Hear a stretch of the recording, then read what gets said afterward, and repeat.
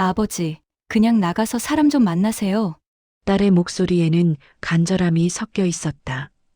상욱은 거실 소파에 앉아 멍하니 창밖을 바라보고 있었다. 봄볕이 따사롭게 쏟아졌지만 그의 마음은 겨울처럼 차가웠다. 아내가 쓰러진 지 2년이 넘었다. 침대에 누워있는 아내는 더 이상 그를 알아보지 못했다. 가끔 눈을 뜨지만 그 눈빛에는 아무것도 없었다. 상욱은 매일 같은 시간에 일어나 아내의 손을 잡고 식사를 챙기고 몸을 닦아주었다. 그것이 그의 일상이었다. 그러나 그 일상 속에서 상욱 자신은 조금씩 사라지고 있었다. 딸은 아버지가 점점 무너지는 것을 지켜볼 수 없었다. 처음에는 존경스러웠다. 헌신적으로 어머니를 돌보는 아버지의 모습이 숭고해 보이기까지 했다. 하지만 시간이 흐르면서 딸은 깨달았다. 아버지는 간병인이 아니라 한 사람의 인간이라는 것을. 그에게도 웃음이 필요하고 대화가 필요하고 살아있음을 느낄 시간이 필요하다는 것을. 상욱은 딸의 권유를 처음에는 거절했다. 아내를 두고 나가는 것이 옳지 않다고 생각했다. 하지만 딸은 매주 같은 말을 반복했고 결국 상욱은 무거운 발걸음을 옮겼다. 동네 복지관에서 운영하는 시니어 클럽. 노인들이 모여 차를 마시고 이야기를 나누는 곳이라고 했다. 클럽으로 가는 길, 상욱의 발걸음은 무거웠다. 버스 창밖으로 스쳐 지나가는 거리 풍경이 낯설었다. 2년 전만 해도 그는 사람들 속에서 살았다. 하지만 아내가 쓰러진 그날부터 상욱의 세계는 집 안으로 축소되었다. 클럽 문을 열고 들어서는 순간 상욱은 잠시 멈칫했다. 낯선 공간, 낯선 사람들. 몇몇 노인들이 탁자에 둘러앉아 웃고 있었고 밝은 햇살이 창문을 통해 쏟아져 들어왔다. 상욱은 구석 자리에 조용히 앉았다. 상욱은 창밖을 바라봤다. 벚꽃이 피어 있었다. 봄이었다. 하지만 그의 삶에는 봄이 없었다. 계절은 변해도 그의 일상은 변하지 않았다. 매일 같은 시간에 일어나고 같은 일을 반복하고 같은 무게의 외로움을 짊어졌다. 그런데 그때 상욱의 시선이 한 여자에게 머물렀다. 창가에 앉아 차를 마시고 있는 여자. 회색 머리를 단정하게 묶고 연한 베이지색 가디건을 입은 그녀는 어딘가 익숙했다. 상욱은 눈을 가늘게 떴다. 순자. 그녀의 이름이 떠올랐을 때 상욱의 가슴이 이상하게 요동쳤다. 30년도 더 된 일이었다.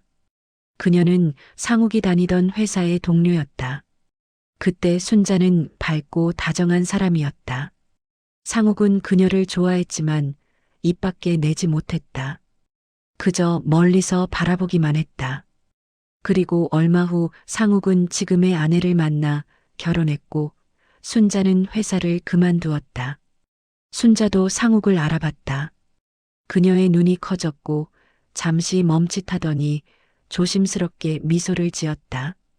상욱은 어색하게 고개를 끄덕였다. 두 사람은 몇 초간 서로를 바라봤다. 그 짧은 시선 속에 30년의 세월이 스쳐 지나갔다. 상욱은 자리에서 일어나 순자에게 다가갔다. 그의 심장은 예상치 못하게 빠르게 뛰고 있었다. 이건 뭘까? 설렘? 상욱은 알 수 없었다. 다만 그는 오랜만에 자신이 살아있음을 느꼈다. 가슴이 뛰고 있었다. 2년 동안 잊고 있던 감각이었다. 순자 씨, 오래간만입니다. 상욱의 목소리는 떨렸다. 순자는 따뜻하게 웃으며 대답했다. 상욱 씨, 정말 오랜만이네요. 어떻게 지내셨어요? 그들은 앉아서 이야기를 나눴다. 처음에는 조심스러웠지만 시간이 지나면서 말들이 자연스럽게 흘러나왔다. 순자는 남편을 10년 전에 여의고 혼자 살고 있다고 했다. 상욱은 자신의 상황을 설명했다. 아내의 병, 간병의 무게, 점점 사라지는 자신. 순자는 상욱의 손을 가만히 잡았다. 그녀의 손은 따뜻했다. 상욱은 그 온기에 놀랐다. 얼마나 오랜만에 느껴보는 따뜻함인가. 아내의 손은 항상 차가웠다. 하지만 순자의 손은 달랐다. 온기가 있었고 생명이 느껴졌다. 상욱은 집으로 돌아오는 길에 묘한 감정에 휩싸였다. 죄책감과 설렘이 뒤섞여 있었다. 그는 아내를 사랑했다. 지금도 사랑한다. 하지만 아내는 더 이상 그와 함께 있지 않았다. 상욱은 혼란스러웠다. 하지만 동시에 그는 오늘 처음으로 웃었다는 것을 깨달았다. 진심으로 가슴 깊은 곳에서 우러나오는 웃음을. 순자 씨, 나는 이렇게 살아도 될까요? 상욱의 목소리는 떨리고 있었다. 그들은 클럽 근처 공원 벤치에 앉아 있었다. 봄바람이 부드럽게 불어왔고 벚꽃잎이 공중에 흩날렸다. 상욱은 순자를 만난 지 한 달이 지났다. 그 한 달 동안 그는 매주 클럽에 나갔고 순자와 이야기를 나눴다. 처음에는 옛 추억을 회상하는 정도였지만 점점 깊은 이야기들이 오갔다. 상욱은 자신도 모르게 마음을 열고 있었다. 상욱은 자신의 삶을 솔직하게 털어놨다. 아내를 간병하는 일이 얼마나 외로운지, 자신이 얼마나 지쳐 있는지, 그리고 무엇보다 자신이 사라지고 있다는 두려움. 매일 아침 거울을 보면 낯선 사람이 서 있었다. 생기 없는 눈, 굳어진 표정. 이 사람이 나인가? 예전의 나는 어디로 간 것일까? 순자는 조용히 들어주었다. 그녀는 상욱의 이야기를 끊지 않았고 함부로 위로하지도 않았다. 그저 옆에 있어 주었다. 가끔 고개를 끄덕이고 가끔 그의 손을 가볍게 잡아주었다. 그녀의 존재 자체가 위로였다. 상욱은 순자와 함께 있을 때 비로소 자신이 한 사람의 인간임을 느꼈다.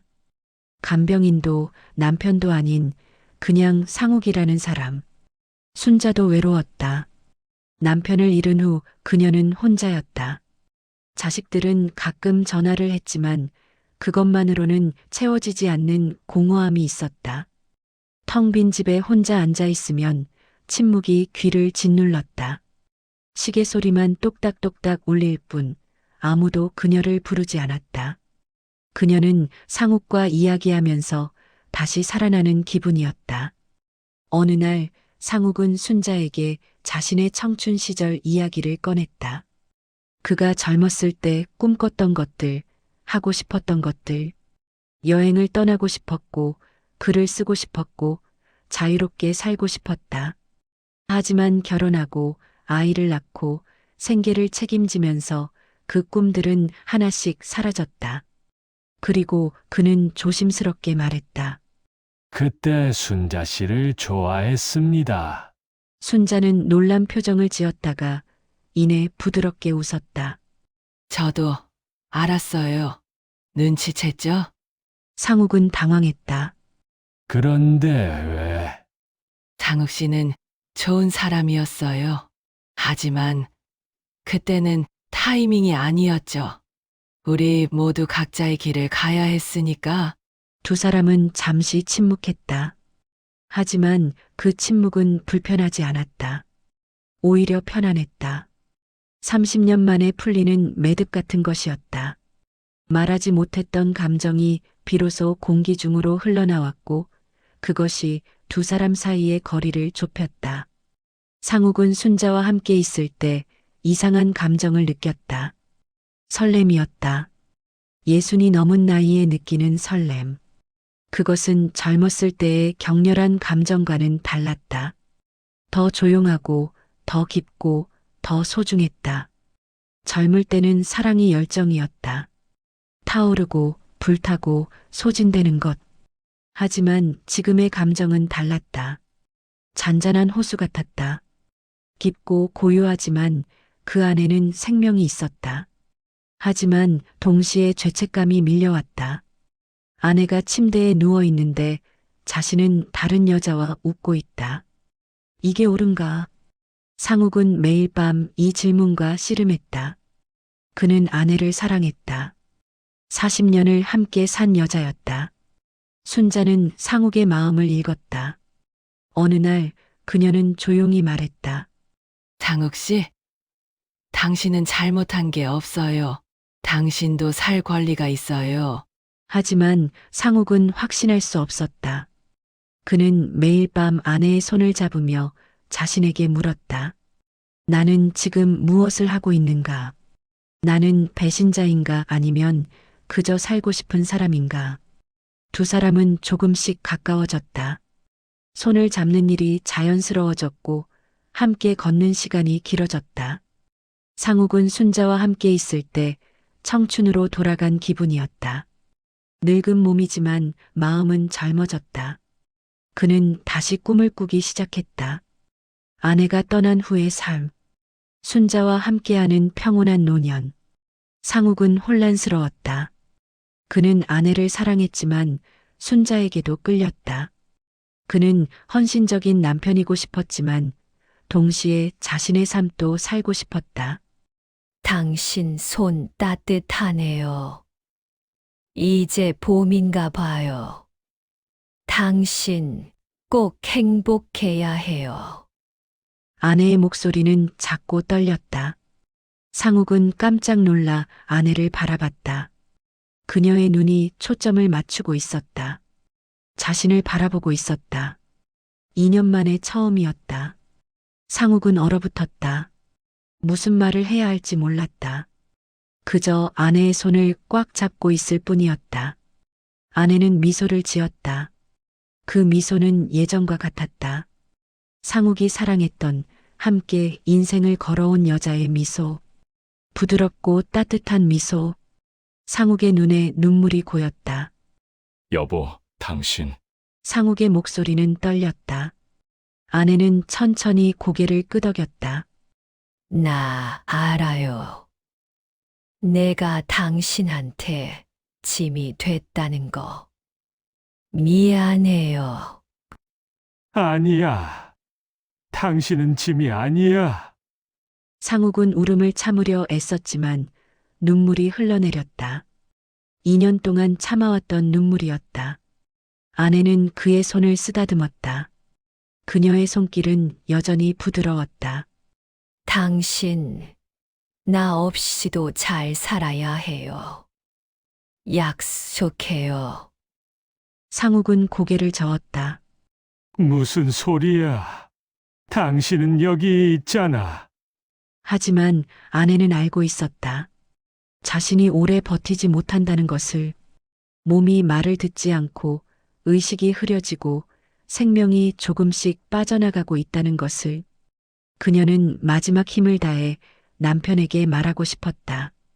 당신은 좋은 사람이에요. 너무 착해서 걱정이에요. 나한테만 매달리지 말고 당신 인생도 살아요. 그게 나한테 더 큰 선물이에요. 상욱은 대답할 수 없었다. 그는 아내의 손을 잡고 울기만 했다. 아내는 그의 머리를 쓰다듬었다. 그녀의 손길은 떨렸지만 그 안에는 사랑이 담겨 있었다. 40년을 함께 산 여자의 사랑. 사랑해요, 여보. 아내의 마지막 말이었다. 그녀는 다시 깊은 잠에 빠졌다. 상욱은 그녀의 손을 놓지 않고 한참을 앉아 있었다. 그의 마음은 복잡했다. 슬픔과 안도감이 뒤섞여 있었다. 상욱은 창밖을 바라봤다. 봄비가 내리기 시작했다. 빗방울이 창문을 타고 흘러내렸다. 상욱은 아내의 말을 곱씹었다. 나 없이도 잘 살아야 해요. 그것은 허락이었을까? 아니면 부탁이었을까? 하지만 한 가지는 확실했다. 아내는 그를 사랑했고 그의 행복을 바랐다. 다음 날 상욱은 순자를 만났다. 그는 어제 있었던 일을 이야기했다. 순자는 조용히 들었다. 그리고 말했다. 아내분이 당신을 정말 사랑하셨나 봐요. 상욱 씨, 당신이 행복한 게 아내분한테도 행복일 거예요. 그분은 그걸 알고 계셨던 것 같아요. 상욱은 순자의 말을 곱씹었다. 아내는 자신이 떠난 후 상욱이 혼자 남겨지는 것을 원하지 않았다. 그녀는 상욱이 다시 살아가기를 바랐다. 그것이 그녀의 마지막 사랑이었다. 상욱은 그날 이후 마음이 조금 가벼워졌다. 죄책감이 완전히 사라진 것은 아니었지만 아내의 말이 그에게 용기를 주었다. 그는 자신이 순자를 만나는 것이 아내를 배신하는 일이 아니라는 것을 조금씩 받아들이기 시작했다. 상욱은 밤마다 아내의 침대 옆에 앉았다. 그녀의 손을 잡고 조용히 말을 건넸다. 여보, 오늘도 순자 씨를 만났어. 당신이 괜찮다고 했으니까 나는 당신을 잊지 않을 거야. 하지만 당신 말대로 나도 살아볼게. 아내는 대답하지 않았다. 하지만 상욱은 그녀가 들었다고 믿었다. 그리고 그는 조금씩 앞으로 나아가기 시작했다. 슬픔을 안고 사랑을 간직하고 하지만 동시에 새로운 삶을 향해 아버지, 엄마가 살아 계신데 다른 여자와 이럴 수가 있나요? 딸의 목소리는 분노로 떨리고 있었다. 상욱은 고개를 숙인 채 아무 말도 하지 못했다. 딸은 오늘 오후 우연히 아버지를 목격했다. 공원 벤치에 앉아 낯선 여자와 손을 잡고 웃고 있는 모습을. 처음에는 믿을 수 없었다. 딸은 그 자리에서 돌아서 집으로 달려왔다. 가슴이 두근거렸고 머릿속이 복잡했다. 어머니는 저 방에 누워 계신다. 의식도 없이 아무것도 모른 채 배신감이 밀려왔다. 상욱은 딸을 마주보지 못하고 바닥만 응시했다. 그는 언젠가 이 순간이 올 것을 알았다. 딸은 소파에 주저앉으며 얼굴을 감쌌다.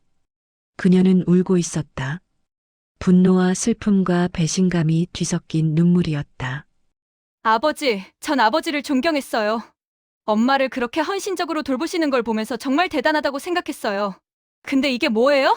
상욱은 천천히 입을 열었다. 미안하다, 아빠도 나도 사람이야. 그 말이 작게 흘러나왔다. 딸은 고개를 들어 아버지를 봤다. 너는 모를 거야. 매일 아침 일어나서 엄마 방문을 여는 게 얼마나 무서운지. 오늘도 살아계실까? 숨을 쉬고 계실까? 그 두려움 속에서 2년을 살았어. 매일 엄마 손을 잡고 몸을 닦아주고 식사를 챙기고 그러면서 나는 조금씩 사라지고 있었어. 상욱의 목소리에는 2년간 쌓인 외로움이 묻어났다. 그는 간병인이 되면서 남편이라는 정체성도 한 사람의 인간이라는 감각도 잃어가고 있었다. 처음 몇 달은 괜찮았다. 하지만 시간이 지나면서 아내는 점점 더 멀어졌다. 육체는 그곳에 있지만 영혼은 어딘가로 떠난 것 같았다. 상욱은 거울을 보는 것이 두려웠다. 거울 속 자신의 얼굴에는 생기가 없었다.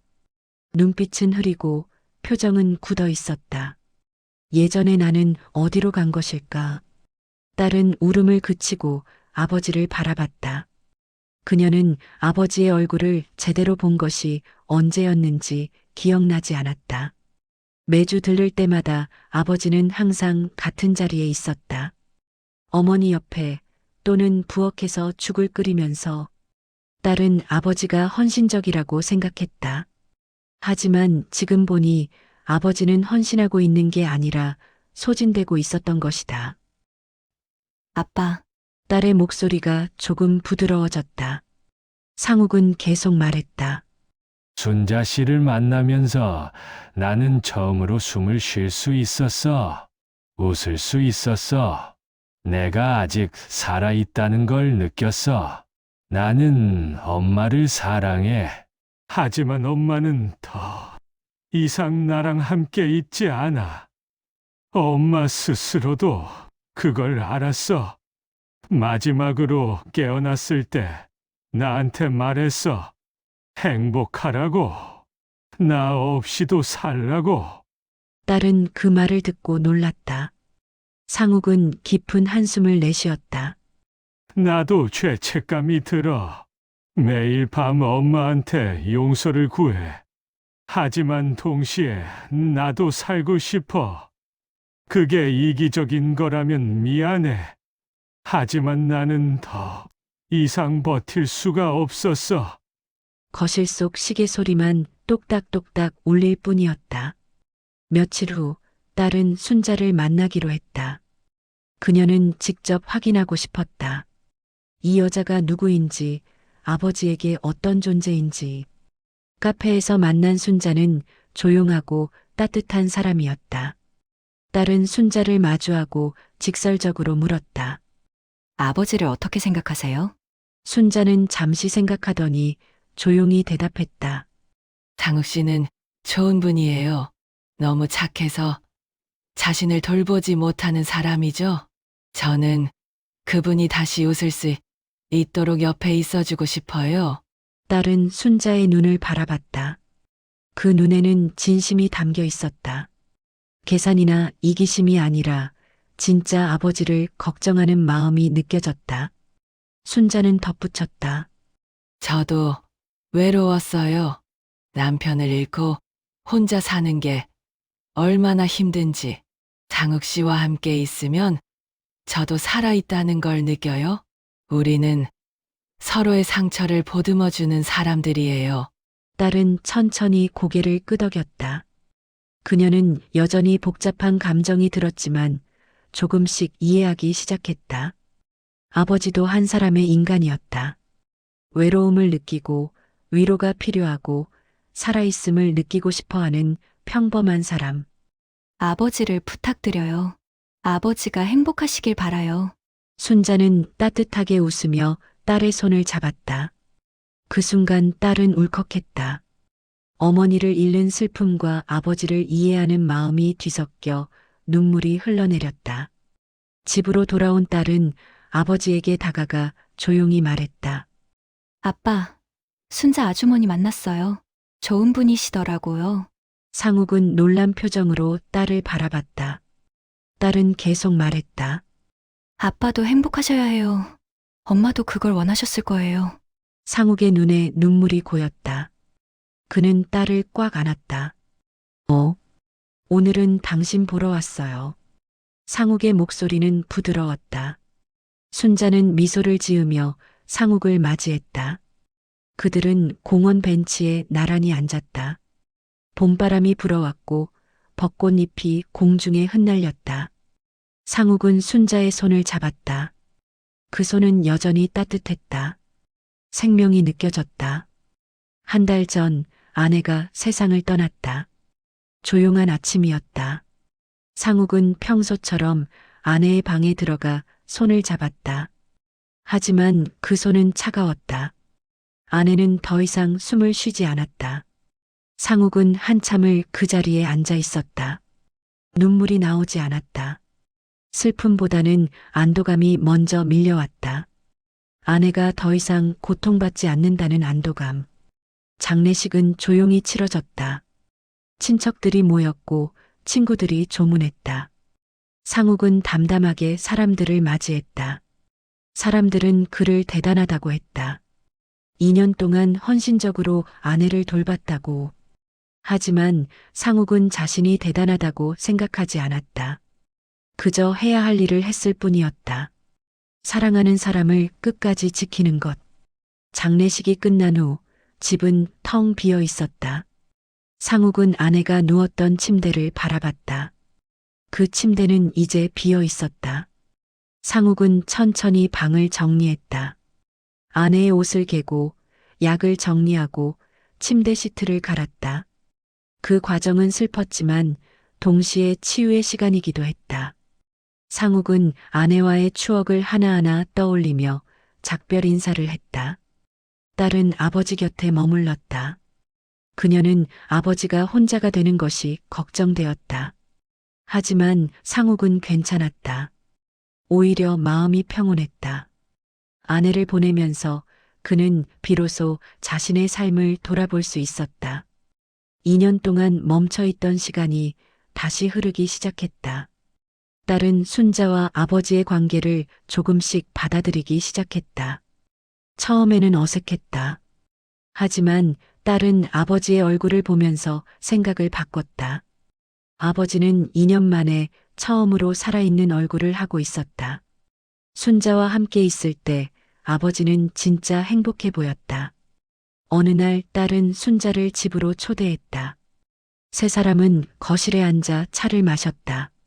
순자가 조용히 말을 걸었다.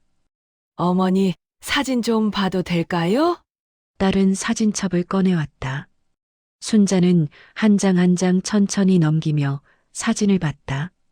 젊었을 때의 어머니, 결혼식 사진, 아이를 안고 있는 모습. 순자는 따뜻하게 웃으며 말했다. 정말 아름다운 분이셨네요. 장욱 씨가 얼마나 사랑하셨을지 알 것 같아요. 그 말에 상욱은 울컥했다. 순자는 아내를 질투하지 않았다. 오히려 존중했다. 그녀는 상욱의 과거를 인정하고 그의 사랑을 이해했다. 상욱과 순자는 매일 만났다. 그들은 공원을 산책하고 차를 마시고 이야기를 나눴다. 대단한 일을 하는 것은 아니었다. 그저 함께 있을 뿐이었다. 하지만 그 시간이 두 사람에게는 가장 소중했다. 어느 날 저녁 상욱은 아내의 묘소를 찾았다. 그는 묘비 앞에 꽃을 놓고 조용히 앉았다. 봄바람이 불어왔고 상욱은 아내에게 말을 걸었다. 여보, 나 요즘 행복해요. 당신이 말했던 대로 살아보려고 해요. 순자 씨는 좋은 사람이에요. 당신을 대신할 수는 없지만 나한테 힘이 되어주는 사람이에요. 미안해요. 그리고 고마워요. 당신과 함께한 40년 정말 행복했어요.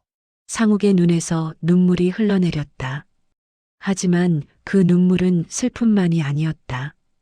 감사와 사랑과 그리움이 섞인 눈물이었다. 집으로 돌아오는 길, 상욱은 순자에게 전화를 걸었다. 내일 만날 수 있어요. 다음 날 두 사람은 공원 벤치에 앉아 벚꽃을 바라봤다. 꽃잎이 바람에 흩날렸고 햇살이 따사롭게 내리쬐었다. 상욱은 순자의 손을 잡았다. 그 손은 여전히 따뜻했다. 두 사람은 말없이 봄을 느꼈다. 상욱은 순자를 바라보며 말했다. 고마워요. 순자 씨가 있어서 나는 다시 살 수 있었어요. 순자는 미소를 지으며 대답했다. 저도 고마워요. 장욱 씨가 있어서 저도 외롭지 않아요. 두 사람은 서로를 바라보며 웃었다. 그들의 웃음에는 슬픔과 기쁨이 함께 담겨 있었다. 상처를 안고 살아온 사람들의 웃음. 하지만 그 상처를 서로 보듬어주며 다시 살아가는 사람들의 웃음. 상욱은 깨달았다. 삶은 완벽하지 않다. 슬픔과 기쁨이 뒤섞여 있고 후회와 희망이 공존한다. 하지만 그럼에도 불구하고 살아갈 가치가 있다. 누군가와 함께 웃을 수 있고 손을 잡을 수 있고 봄을 느낄 수 있다면. 벚꽃잎이 두 사람 위로 흩날렸다. 그들은 손을 맞잡고 봄바람을 느꼈다. 이것이 그들의 마지막 봄이었다. 상욱에게는 아내를 보낸 후 처음 맞이하는 봄이었고 순자에게는 혼자가 아닌 누군가와 함께하는 봄이었다. 두 사람은 서로의 상처를 보듬으며 살아있음의 위로를 느꼈다. 그리고 그들은 알았다.